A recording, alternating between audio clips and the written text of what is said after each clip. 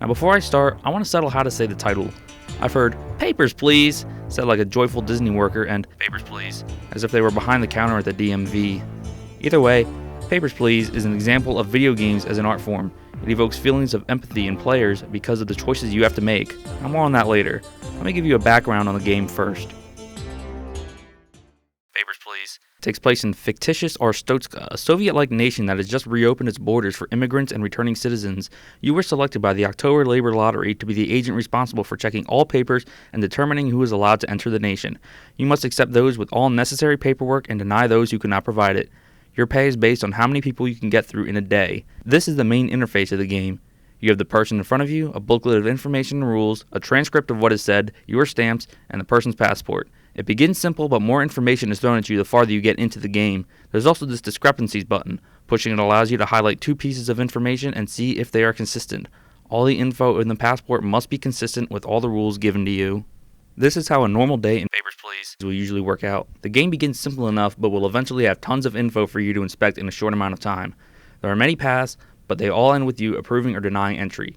At the end of the day, you will collect your pay. It goes to rent, heat, food, and medicine for your family. Falling into debt will land you in jail, so be careful with your money. Here are the principles laid out by Len Manovich that also apply to Papers, Please. Papers, Please is relying on coding and pieces of information to run correctly and be played. The zeros and ones come together to provide images, sound, movement, and allow it to work all together. Separate media components are brought together to create Papers, Please. People who made the music, designed the story, created passports, and coded the project all brought their skills into one place to create it. The game waits for you to make a decision and then provides the next task. Everything Papers, Please does is in response to the player's choice. There are 20 possible endings in Papers, Please. Players can get to each ending in a different way, ensuring that no game file will be the same. The cultural layer takes a look at how people make decisions. Do they follow the rules 100% and risk putting others in danger, or do they let something slide and risk personal punishment by the game? The game will force you into these situations and it's up to you, the player, to make your own choices. Whichever choice is made, the game will just continue with how it's programmed to. You are the one that has to deal with the repercussions of your choice. Papers, Please depicts what it's like to be a border agent in Arstotzka. It captures the day-to-day life and boredom of a job like that, but it also establishes a realistic world around you. World events are explained to you in the newspaper at the beginning of each day. In order to progress through Papers, Please, you must correctly identify whether or not a person's passport is 100% legal. There are small details that may not match, and each event is dependent on the game's RNG, or random number generator. This allows for a huge variation in the amount of paths you can go down. As a result, there are hundreds of ways to reach the 20 different endings. For example, one ending will have you arrested and thrown in jail. Why?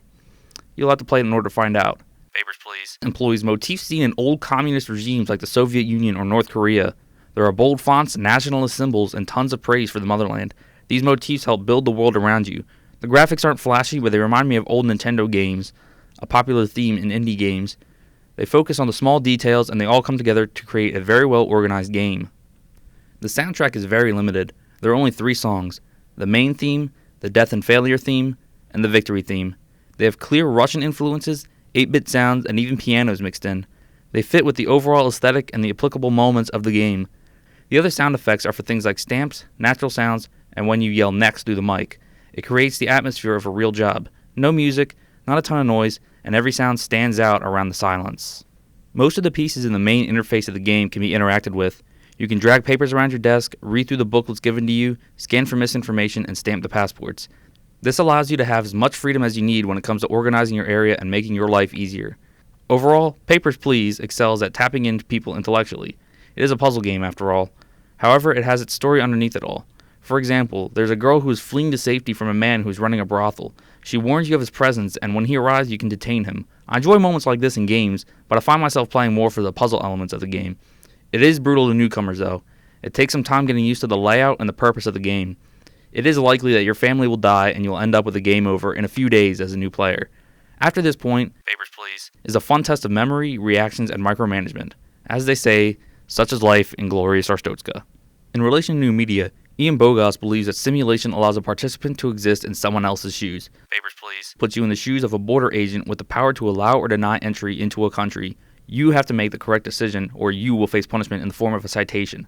Too many of these will result in you losing pay, falling into debt, and getting arrested. Papers, Please puts the player in positions to make crucial decisions, which creates a tense and challenging atmosphere.